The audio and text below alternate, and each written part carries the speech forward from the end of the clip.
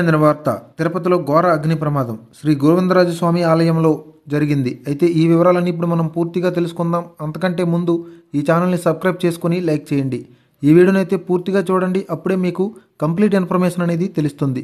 ఇక ఈ విషయాలన్నీ మనం పూర్తిగా పరిశీలించినట్లయితే తిరుపతిలో అగ్ని ప్రమాదం సంభవించింది. శ్రీ గోవిందరాజస్వామి ఆలయ సమీపంలో మంటలు చెలరేగాయి. ఆలయ సమీప గోపురం ముందున్నటువంటి షాపులకు మంటలు అంటుకున్నాయి. అవి క్రమంగా షాప్ మొత్తం విస్తరించడంతో అగ్నికీలలు ఎగసిపడ్డాయి. ఈ క్రమంలో ఆలయం ముందున్న చలువ పందిళ్లకు కూడా మంటలు అంటుకున్నాయి. 2 షాపులు దగ్ధమయ్యాయి.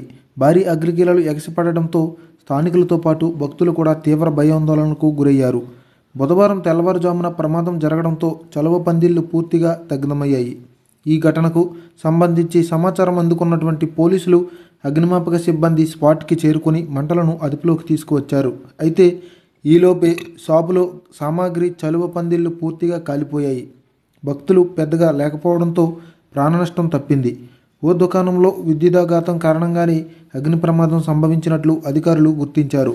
ఇలాంటి మరెన్నో అప్డేట్స్ కోసం ఈ ఛానల్ని సబ్స్క్రైబ్ చేసుకొని లైక్ చేయండి.